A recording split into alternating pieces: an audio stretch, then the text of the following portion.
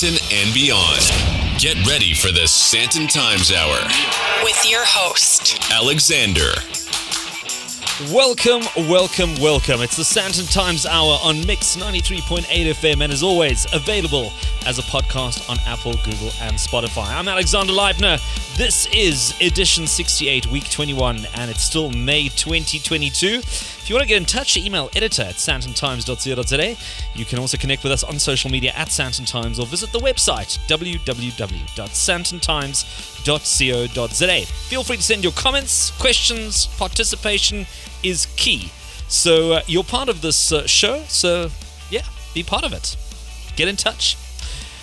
We're well on our way on Mix 93.8 FM, and welcome to you wherever you are listening to the show, including all those listeners from around the world in countries like, and quick disclaimer, I'm not just reading out random country names. These are countries that we pick up on the podcast side in terms of where people are listening from. So these are actual countries that people are sitting in. Belgium, France, Reunion, Italy, Croatia, Austria, Singapore, and Chile. I'm happy to report that all is well in Sandton land. And thank you for tuning in. I'm assuming these must be South Africans that are living in some of these countries that are just trying to get a sort of a taste of home. Or these are people who are living in these countries who have some sort of interest. Maybe their cabin crew, and I remember right in the beginning when the Sandton Times started, cabin crew was a big part of our audience, a big part of our community. Would love to hear from you. Be good to hear if you're listening from those countries or any other ones. Drop me a line. Love to hear where you're from and what you find interesting when you listen to the Sandton Times Hour. Yeah, I don't know how about you, but I feel like it's going to be a load-shedding kind of winter.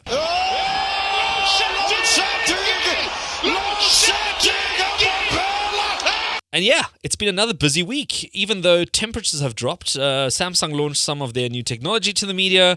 I had a local rum launch. Then AEG treated me to a showcase of their latest releases. And I received some interesting books, which I'll be going through, hopefully putting some time aside to read all of them. There's a new book by Tony Robbins. Then there's this book here, which is a new book by Bruce Whitfield. He's got one. And also an interesting read by Stephen Covey called Trust and Inspire. And for good measure, I see Ultramel is also turning 50 years old, and they sent me some of their latest releases, which is ready-to-drink milkshakes. And talking about shaking, also had a magical wedding in Cape Town over the weekend. And funny enough, over the last 2 years, I found myself emceeing a lot of weddings. I mean, admittedly, they're mostly people that I know, and it always seems like every time I get a wedding invite, it's just a few minutes, and then I get that infamous text or phone call or sit down drink to ask, Alex, will you MC our wedding? And I'm always happy to do it. I mean, especially if it's people that I know and they put a lot of value on it, then I'm happy to oblige and do it. And it's good fun. I think I've almost sort of cornered the skills that it takes to MC a wedding. So please don't flood my inbox now or my DMs or my whatever account saying, please can you come MC our wedding? I don't know if there's enough Saturdays left in the year for me to do all of that. But yeah, it's good fun, and it's always great to be part of someone's special day. So coming up on this week's episode, if you are on TikTok, you might have enjoyed some of his videos, which are garnering him millions of followers. I chat to this young South African content talent. Then they are probably one of the most underestimated wildlife, hanging on by a thin thread, unfortunately. Yet one reserve has managed to secure their future with these beautiful animals.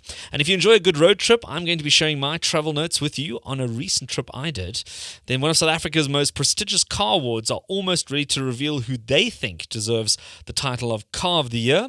And finally, health and well-being at work has been top of mind for almost 2 years, but have South African organizations learned anything? All this and more in the next hour. But first, let's take a look at some headlines to go.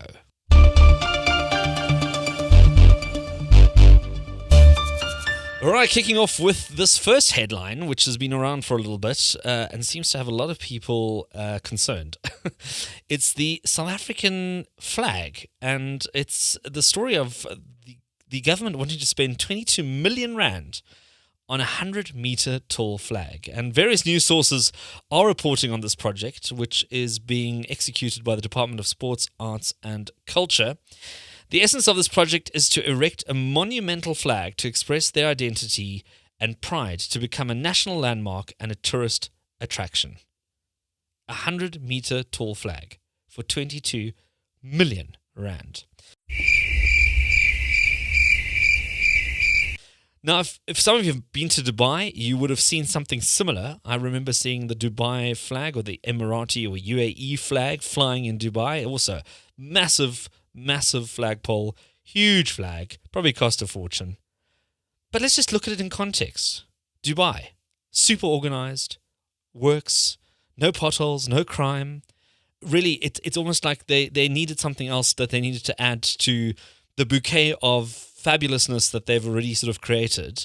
And they were like, well, let's do a big flag. I mean, we've got the money. We've kind of ticked all the necessary boxes. This is a nice to sort of value add. Now, in South Africa, I don't quite know if a 22 million rand flag is going to, if that's really what we need right now. I think there's 100 other things that we need to take care of. And to quote the department on this project, they said the project is envisaged to contribute toward nation building and social cohesion. And as far as I understand, it's supposed to be located in Pretoria. Maybe we need to focus on some other things first. Maybe we need to, on the one hand, focus on more important things that we need to sort out first before we, put a flag on top. Figure out the infrastructure and the foundation first. Interesting project. I am not sure if I'm with the Department of Sports, Arts and Culture in terms of spending this kind of money on a 100-meter tall flag right now. Someone is going to walk away from this being absolutely devastated. Then, fuel price to increase in June by over 3 rand. And June could see motorists getting seriously punished at the pumps as an increase of close to 2 rand is on the cards. And then there's the scheduled end of the 1 rand 50 discount on the general fuel levies. You might remember government implemented that relief of 1 rand 50, but that comes to an end of May, which means that we are basically in for, 3 rand 50 or just around 3 rand 50 increase if all stays as it is. It goes up, and then they take it down, then it goes up. I'd never had that. Does anyone know what I'm talking about? Then the Pothole Patrol has repaired over 100,000 potholes. So Discovery Insure, in partnership with Dial Direct and the city of Johannesburg, launched the Pothole Patrol a year ago, which manages and repairs potholes across Johannesburg. So private initiative, pretty much doing what municipalities should be doing, which is fixing the roads or even just building proper roads from the beginning so they don't get potholes. And they've done 100,000 potholes, if I understand this correctly, in a year, if it's their first birthday. So let me quickly get my calculator out here. So let's just see what that looks like. So 100,000 potholes divided by 12, that's 8,333 potholes a month. Divided by, let's average it out, 30, 277 potholes a day. And then it's divided by, let's say, a 10-hour day. So what are they doing? 27 potholes, or almost 28 potholes an hour. I don't know. Does that sound right? Did I work out the maths right there? 28 potholes an hour. Goodness me. I mean, that is quite something. And that's over and above the money allocated by taxpayers for all this stuff. So, good on the Pothole Patrol. But I've got a bit of mixed feelings about that particular story.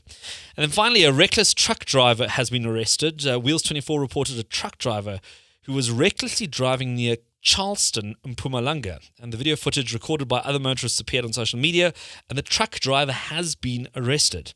And in the video, the driver is seen overtaking on blind risers and clipping a trailer, but fails to stop as well as crosses solid lines. Why do I mention this? Well, I took a drive to Madikwe a couple of weeks ago, and let me tell you, that road is littered with trucks. I think any road in South Africa, if you're driving long distance, is littered with trucks, to the extent that I actually feel like I get claustrophobic on the roads because there are just so many trucks. Driving to Durban, driving to Cape Town, driving to wherever you're driving to, actually, there's a truck somewhere, and not just one. There are big trucks and there are a lot of trucks. And it is just almost, it's almost ridiculous. I mean, apart from the fact what they do to the roads in terms of their weight and obviously all the rest that goes with it. And I realize it creates jobs, etc., but let's be honest, that stuff that is being shipped to places like Botswana, like Zimbabwe, like Namibia, in between the different cities coming from the coast up to Johannesburg, that should all be on rail. And those are your headlines to go for this week. Next up, we kick things off with TikTok's Troy Shepherd. From Greater Sandton to the rest of the world, this is the Sandton Times Hour. Well, to kick things off, I'm absolutely thrilled to be joined by a TikTok superstar in South Africa. When I say superstar, well, he's got 1.8 million followers on TikTok. And if you're not into TikTok, well, this could be an interesting 10 minutes of your life. The Sandton Times recently joined TikTok, and it's unbelievable how this network has just been growing and expanding. I mean, in some cases, it's outdoing some of the established social networks in South Africa. But I thought it'd be great to chat this individual. And I thought, well, let's get a little example going of some of his work before we get into the interview. And this is one of the videos that I really enjoyed that he posted on TikTok recently. It's when load shedding hits while you're at home affairs or the license department. Check these fans. Magda, sweetie. Sweetie, my love. Buy me lunch. Sweetie.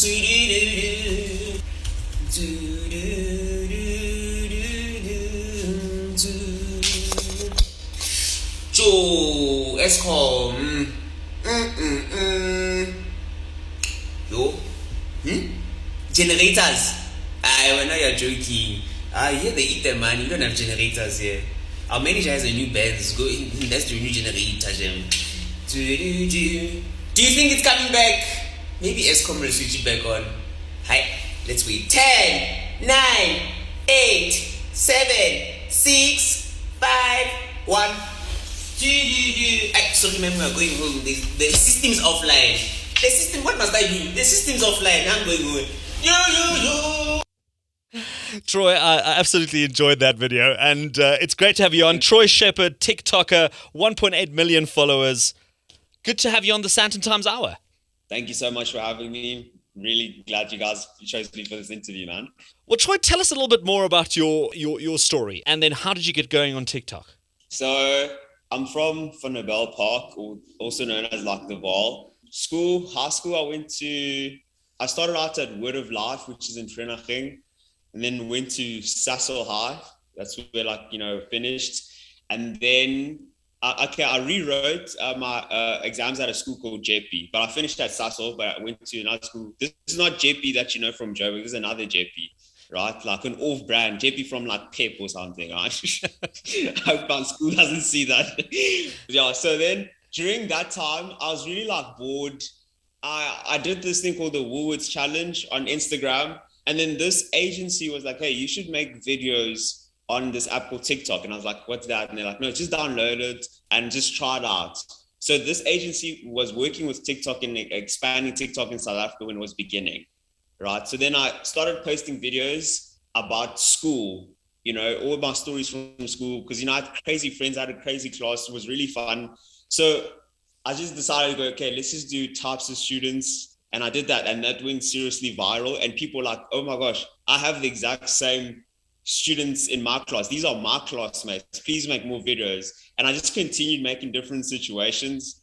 People were relating to these situations. And I'm like, okay, so maybe South Africa has a culture within certain schools that we can all relate to. We all have, the same type of teachers and students. And then, it just picked up from there. I mean, your TikTok videos are very much based on, I think, some of the things that you identify with or the things that you are very close to. So there's a lot of sort of, I'll call it matric high school insider humor, some of which I can still relate to when I still went to school. And then that's great. Yeah, and then there's some stuff that obviously it plays into your cultural background as well. I know you've got a lot of Sotho clips, a lot of Xhosa clips, also some Zulu clips. I mean, you really go across the spectrum. You also take a dig at Afrikaans. You take a dig at English. Yeah. I mean, you really have a broad spectrum of videos, and I think it's all to be enjoyed with a pinch of salt. I mean, have you gotten into a lot of trouble for some of your videos? Have people taken it the wrong way and said, oh, you know what, you're being discriminating towards one or the other, or I didn't find that very funny, or anything like that? No, I think that's the great thing about South Africa, like people really, like when it comes to cultures, we are a melting pot and we enjoy taking a dig at each other.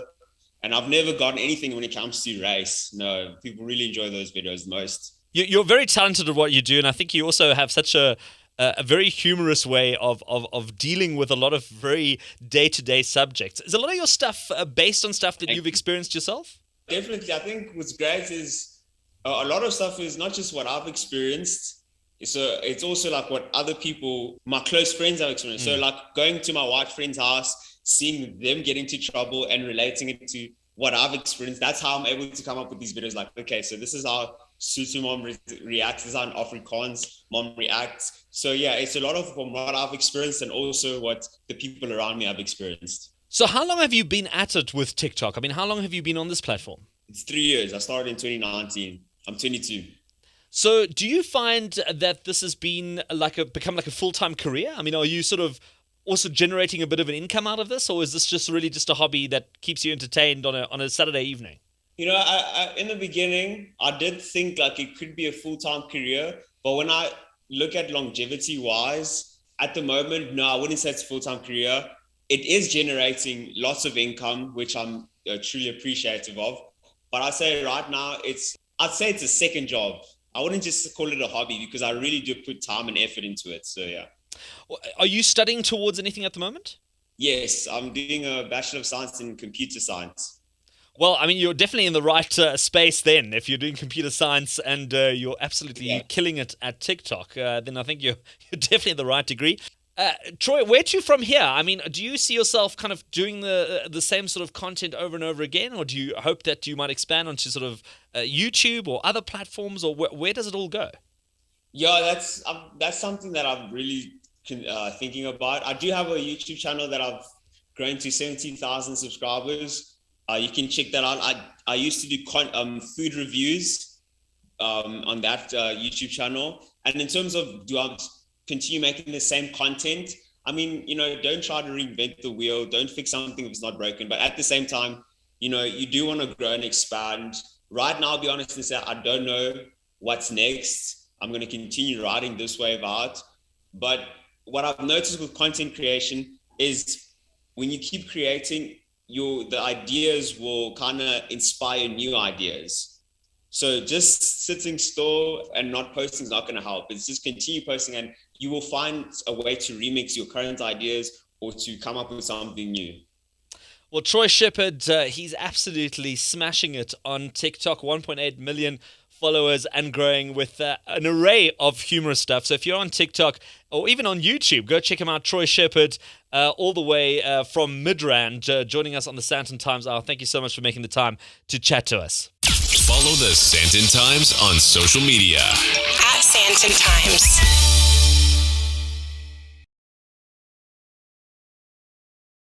Online, on air, Anywhere, anytime.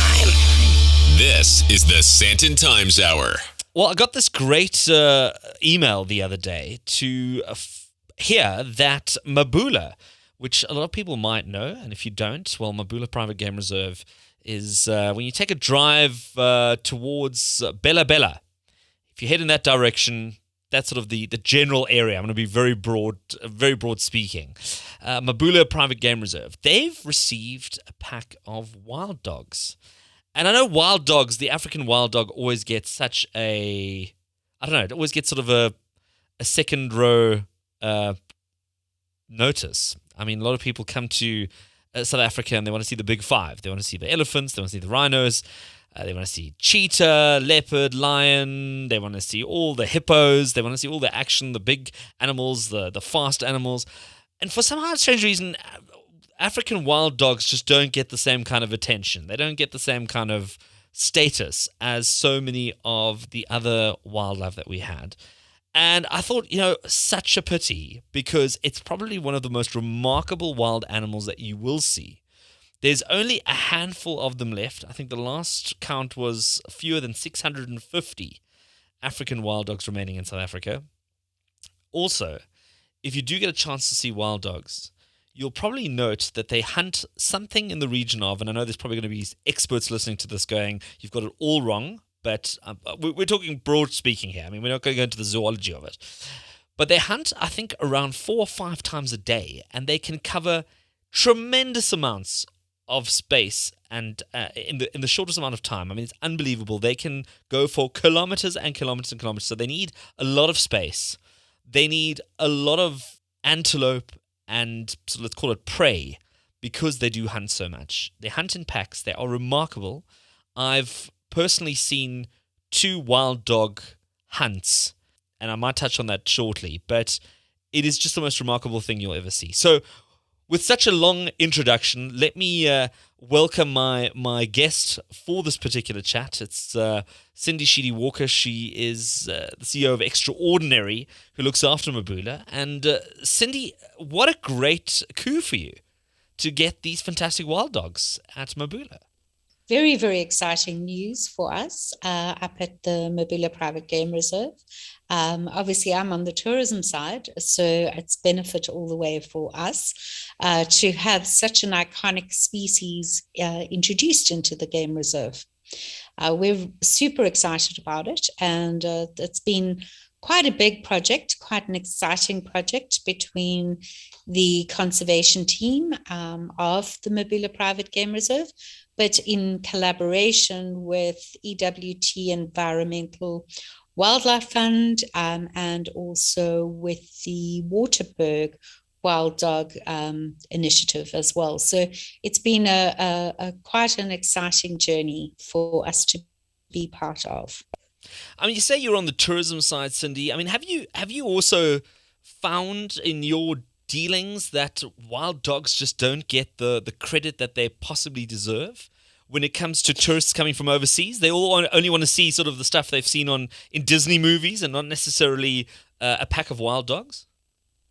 This is so true. I was actually on a game drive or safari last week in the Kruger, and we actually had stopped for a sundowner, and a pack of wild dog actually came past whilst we were standing having our sundowners. Of course, we scrambled back into our vehicle to allow them opportunity to complete their hunt. But in the next vehicle from ours who stopped by were a couple of American guests who said, well, can we move on now? We've seen these dogs. So I agree with you. They don't always get the full credit that they deserve. And they are such incredible animals. No, listen, I absolutely agree with you. And whilst we're sharing sort of safari stories, and anyone who's a passionate bush goer will totally indulge us in this conversation. But I was up in Madikwe a couple of weeks ago and got a call, as these things go, that there was some activity with these wild dogs, and got to this lake, and there were a pack of wild dogs making an attempt at taking down a wildebeest. But this wildebeest had obviously been around for some time. He knew how things were going to go, and he was having none of it, and managed to fight off a good pack of wild dogs, let's say about 12 of them, who were sort of in formation trying to take him down, and he was more than happy to fight them off, and eventually actually just sort of walked away and actually lived to tell the tale. But unfortunately for a group of impalas, or a herd of impalas that were coming that way, they hadn't quite picked up on what was going on, and the wild dogs very quickly regrouped, very quickly identified one of the impalas in that particular group, and started going after it. And if you've ever seen an impala run, I mean, not an impala run sort of across a road, like an impala run for its life when a wild dog is after it, it is unbelievable. It's like ballet. And this impala really did its very best to try and get away from these wild dogs. Eventually took a tight right straight into a lake and decided to doggy paddle, ironically, in this lake. And this impala basically was swimming in the lake. I've never seen an impala swim in a lake. And was going, I don't know where it was going. It was just going from one side of the lake to the other side of the lake. But these wild dogs quickly circulated around the lake and started all coming in from different angles, meeting the impala in the middle of the lake. And by this time, the impala, I mean, it's not designed to swim, it grabbed it by the scruff, pulled it out, and by that point, the rest of the pack was there, and the impala, unfortunately, didn't live to tell the tale. But it was absolutely remarkable to see how they operate and how they communicate and how they do their thing. And it's just, as I say, one of those highly underestimated hunters, and they'll do that a few times a day, not just sort of once a month or once a week or on the odd occasion when the sun might set. I mean, these dogs just go. What an incredible sighting. I'm imagining it like I can see it. You tell a good story there, Alex. Yeah, so our story with these dogs at Mabula was actually quite an interesting one, because first in about July last year, I'd heard that two male wild dogs had actually dispersed from their resident pack, which is in northern Limpopo, so huge distance, and had arrived on the Mabula Game Reserve and decided to stay. After this, we saw, they weren't moving off because wild dogs tend to be highly mobile. A discussion was commenced between the environmental team and also, as I said, together with EWT and WWDI, and obviously with our local Rooiberg veterinary guys, who started a process of identifying potential females to join the two males. It was a process that I heard earlier on this year that two females had been located from the Waterberg area, and subsequently in about March this year, they actually moved the two females into a boma on the reserve. So it was super exciting for all of us, thinking that potentially a new pack was actually being developed on the reserve.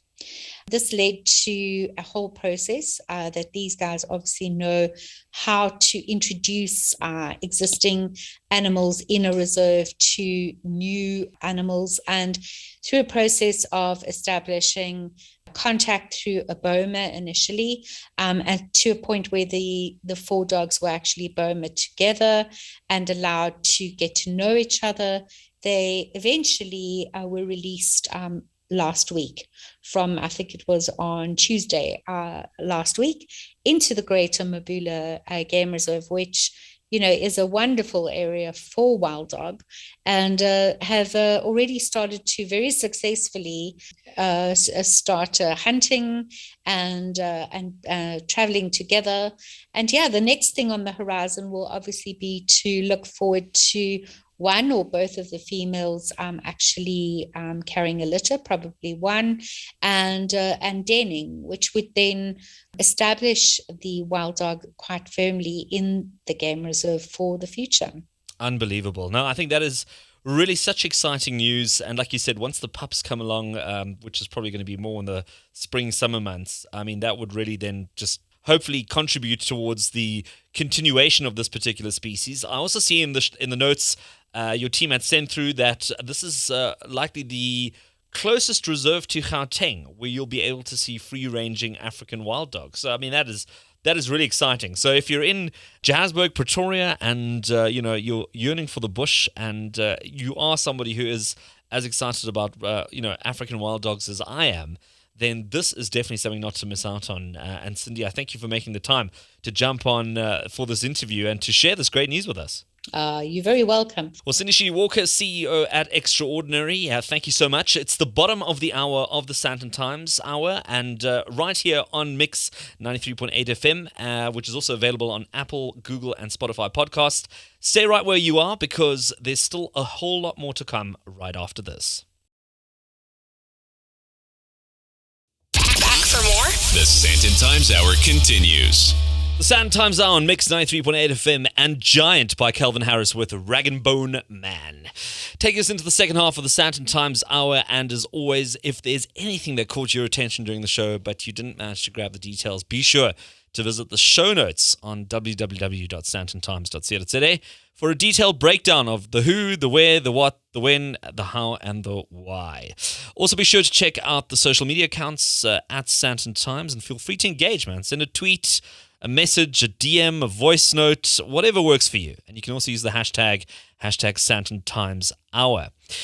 Well, we're going to get into a little bit of travel, because there's been so much travel content that we've been doing over the last couple of months, and we haven't had a chance to chat about it. So I went on a road trip down to the Eastern Cape a few months ago. When I say a few months, sort of beginning of the sort of January, February, and try and do the provinces at least once a year, trying to get to all the 9 provinces at some point. And this particular one went down to the Eastern Cape, and I don't know if you're a massive fan of road trips, but I am. I thoroughly enjoy a good road trip. Taking a drive at your leisure, stopping wherever looks interesting. Maybe it's a putt-stall, maybe it's a particular eating spot that you've heard about, a little coffee shop or a restaurant that's on the way. But if you're heading down to the Eastern Cape, well, you'll probably head out of Gauteng through the Free State, and your first major stop will probably be around Bloemfontein.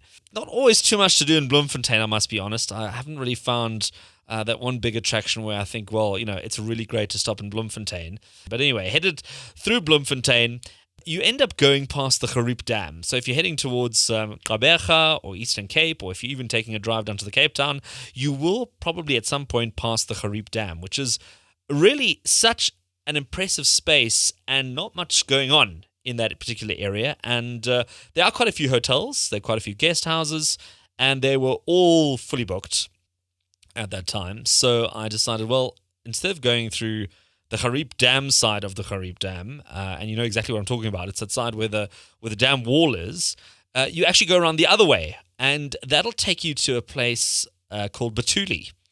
Well known for a myriad of reasons. I know there's quite a few famous South African actors that have come from Batuli. It's got a bit of literature and poetry written about Batuli, and it's one of those really old South African towns that you should have visited at some point. Even if it's for a drive-through, maybe you stop over for a lunch or a breakfast, or you actually decide to sleep over like I did.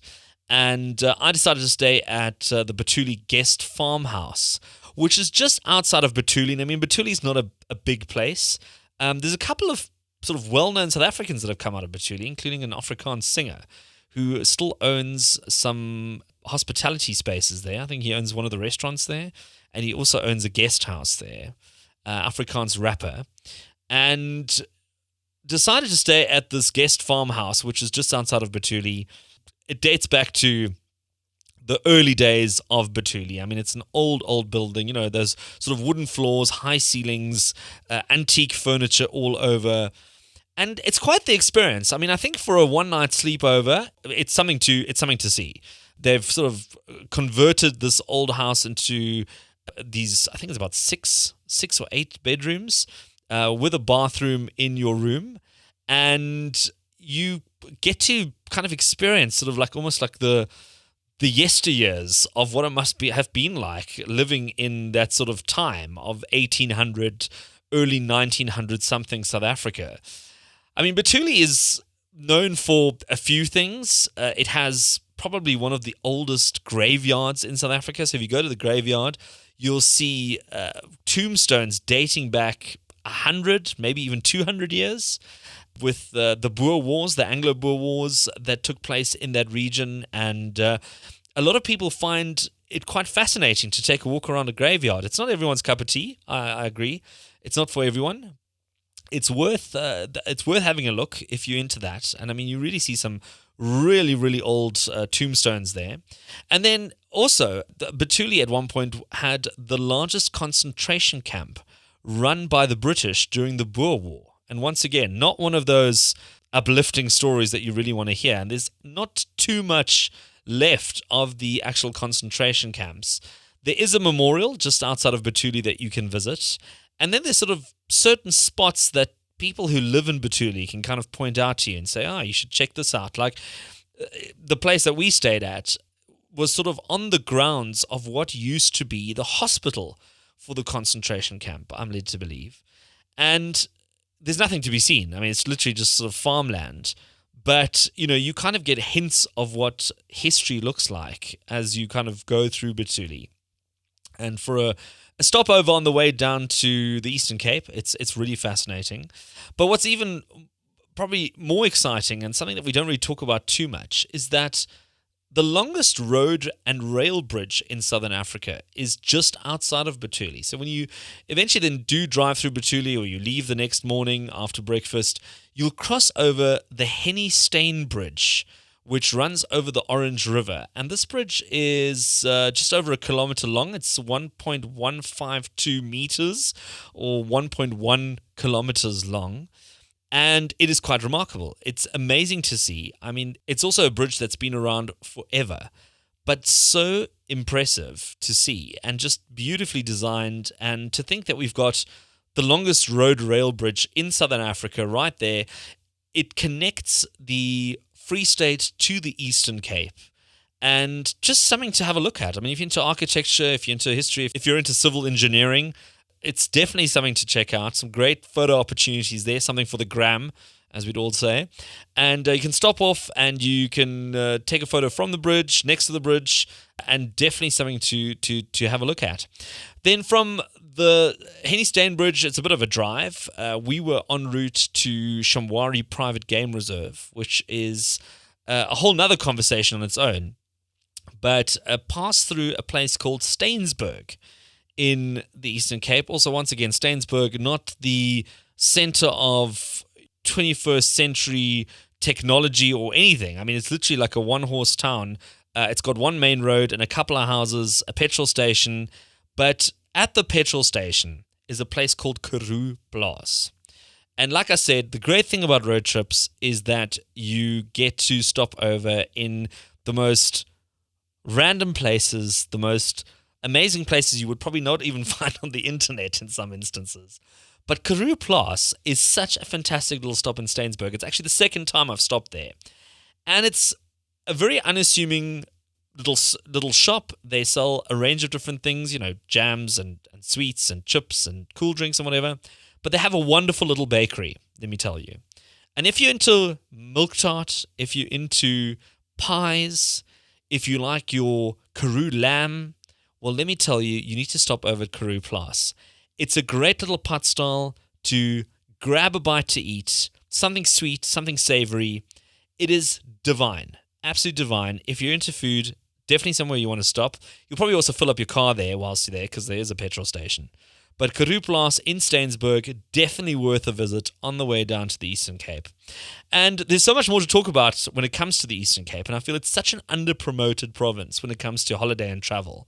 And there's so much more I can tell you, and I'm going to do that over the next couple of weeks when we talk travel, at least for 10 minutes, if not a little bit more, every hour of the Sandton Times Hour, because there's so much to share, so much to see, and I thought this is definitely something I needed to share with you if you are planning to take a little bit of a road trip around our own backyard, South Africa.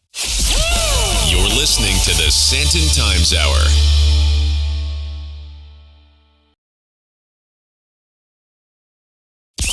Connect with the Sandton Times. Email editor@sandtontimes.co.za. All right, so it's exciting time of the year when we get to do something that a lot of motorheads, but even people who are not in the car industry, do get excited about, and that's the South African Guild of Mobility Journalists Car of the Year. And we're going to talk about this shortly because I'm quite interested to see if these awards, these titles influence the car sales. But everyone has a car in South Africa. A lot of people yearn for specific brands, for specific models. So it'd be quite interesting to see how this particular award influences a lot of that. But we're going to get into this bit by bit. I'm joined by Graham Eagle. He's the EXCO member at the South African Guild of Mobility Journalists. He looks after Car of the Year, and full disclosure, I am a member of the South African Guild of Mobility Journalists, but that's just right up front. But Graham, good to chat to you. Great to be on, thanks, and thanks for the opportunity to chat a little bit about what's become a really important competition, I think. Well, let's take one step back, and for those people who may be not familiar with the awards, or they've heard of something about Car of the Year, and somebody said to them, well, I've got a car and it won Car of the Year. What is the history of the awards and what is it all about?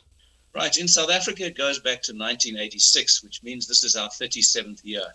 And it's a Car of the Year award, very much in the vein of those that are run in certain other countries, and in fact, World Car of the Year as well. What they have in common is they are all judged by senior, or shall we say, well-experienced leading journalists in respective countries.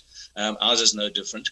And at the end of the day, we like to sum it up as saying it's a judgment of excellence by experts. So essentially, why we say journalists are that important, they are exposed to basically every single new car that is launched every year. They're in the best position, shall we say, to be able to judge one from the other. They have this vast base of experience and knowledge. And certainly at the end of the day, I think that their judgments do count for a lot in terms of informing the public. This car sounds fantastic. The manufacturer's given it a fantastic punt, but the reality is it's a bit mediocre in these areas, although it might excel in these. And so, they're probably best placed to make that call. Well, let's get into those criteria. What are they looking at when they're looking for a car of the year? I mean, a lot of people will pretty much judge a car by its looks. I mean, you walk around a parking lot and you go, well, that's a very nice car and that one looks really fantastic and I love that color. But it's more than just that. It's more than just the aesthetics of the car, right?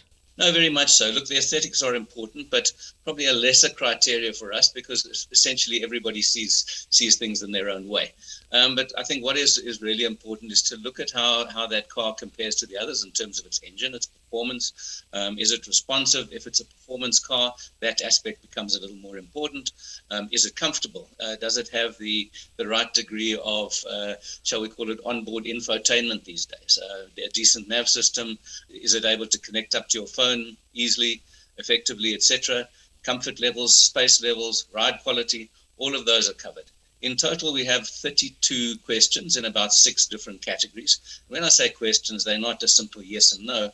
Sometimes you've got to do quite a lot of thinking. The question might refer to, shall we say, fuel economy, etc.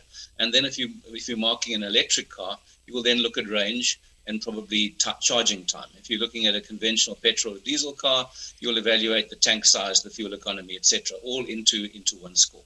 And so on it goes. So at the end of the day, 32 scores from each juror make up the total scores for the competitors. It's interesting what you're saying there about some of the finer details, because I find when I'm test driving a lot of the vehicles, trying to evaluate them over a period of time, it's the smaller things that actually end up getting to you rather than the bigger things, where you sit and you think, my gosh, who actually drove this car and figured out that the cup holder should be here or the space for your cell phone is in such an awkward position. And those are the things that over a long period of time I think would drive anyone nuts if you bought this car and you went, oh gosh, I'm constantly struggling to find these little nooks and crannies to put certain things or weird positions of steering wheels and indicators. So it's quite interesting to see you look at those details as well. What are the categories that you go through? I mean, you mentioned electric cars, which is a very new category, I'm assuming, as well, because it's probably only been around for the last 2 or 3 years. What else are you seeing in terms of categories? Look, what we've done, to be frank, the Car of the Year in South Africa never used to look at categories up until just a few years ago. And the idea was that every car that is entered into the competition, and even now with categories, the same applies, has got to be evaluated against its peer cars, if I can call it that way. So you can't sit and at one end of the scale evaluate a Porsche, for argument's sake, against an entry-level hatchback. It just doesn't make sense. When you're evaluating that Porsche, you have got to have sufficient knowledge and understanding of the market to know who its key competitors are. There might be other supercars, or if it's a Cayenne, for instance, an SUV, you'll look at other upmarket SUVs and you will evaluate it accordingly. And when you're looking at that budget hatchback at the entry level, you will look at the equivalent hatchbacks, etc., and evaluate accordingly. So we've got 10 categories. What we've done since is we thought it might be a little bit easier for the man in the street to understand the awards rather than just having this single winner, which might come from a category that he says, well, that's not so relevant for me. I've never been able to afford a car in that category. Well, it's not my type of car anyway. So by having 10, we can at least have 10, or if there are 10 finalists, or finalists in all categories, we can have up to 10 category winners, as well as the overall and first, second, and third sort of winners as well. So those categories start off at budget.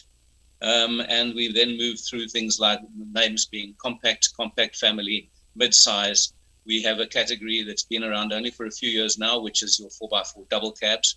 We have adventure SUVs, which is your heavier duty, more serious, dedicated off-roader 4x4s. We have performance cars, etc. So we've got 10 in total, but those are typically some of them. Of course, the one I haven't mentioned is what we call new energy. And at this stage, new energy is a single category catering for all vehicles that have some form of electrification. We imagine that over time that is going to expand into possibly traditional hybrids, plug-in hybrids, and pure electric cars, etc. But at the moment, for categorization purposes, they're all in one called new energy. Well, Graham, I touched on it briefly in the introduction. It'd be quite interesting to get your thoughts on this.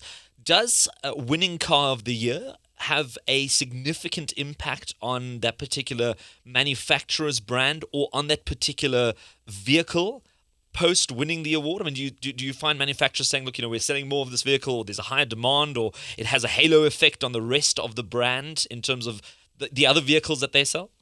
I think you've actually touched on it very nicely in two ways. I certainly believe that the halo effect on the rest of the brand does have quite a significant impact over time. But I think it's like all marketing activities. To get an immediate measure within 3 or 4 months is not always possible. Certain marketing activities, yes, of course. But others that pertain to building the brand, building a reputation, building awareness take longer. And I think that if a manufacturer wins Car of the Year 2 or 3 times over a 10-year period, that's got to start to have some sort of impact. I've been in this industry for now 45 years, and I've been on the manufacturer side. And my manufacturer won Car of the Year twice. And I can tell you right now that when we won for the first time in 2007, it was the first time ever, that particular model had better sales than its predecessors and its successors. I think it was a car that it did stand out in its segment, certainly. And the publicity and the mileage we got obviously helped us quite a lot. We were permanently in short supply on that particular car. Others maybe less so in the short term, but that particular one did have an immediate impact for us. Graham Eagle, he's the EXCO member of the South African Guild of Mobility Journalists Car of the Year for 2022. Thank you so much for making the time to chat to us. Follow the Sandton Times on social media. At Sandton Times. All right, coming to the top of the hour, and as we come to a close for this week's edition of the Sandton Times Hour, I'm thrilled to touch on a topic that a lot of us have been exposed to over the last 2 years, maybe more so than ever so, and that is mental health. And before you go, oh, no, not another mental health conversation, I don't know if I can do this. It's not going to be that kind of conversation. Just brace yourself, because I think there's another very important conversation to have around this particular issue. And I think it's got to do with the influence or the impact that companies have on your mental health. Not just necessarily what has occurred over the last 2 years in terms of a global pandemic and all the things that have come with it. But I think even before that, there was a conversation that we should have been having that we haven't been having. And I'm quite interested to see if anything has changed over the last 2 years going forward. And I'm going to sort of almost preamble this by saying I have a feeling it hasn't. But to join me in this interesting chat, or to navigate this minefield, is Ronald Abviji. He's the CEO of Healthy Living Consulting. And Ronald, what is the state of companies and just managing health in general, not necessarily just mental health? Man, thank you so much for the time, Alex. When you look at this, right, where companies are at with it, I think companies should be doing a hang of a lot more. I think companies have a band-aid approach to it. I think companies are doing things because it's relevant right now within the context of COVID and with what the data and the stats are saying. But I think they're still outsourcing it as a checkbox list. I don't think they're getting their hands dirty enough to really delve into the realm of what well-being is for the employees and what they can do to hold a space for the employees. Yeah.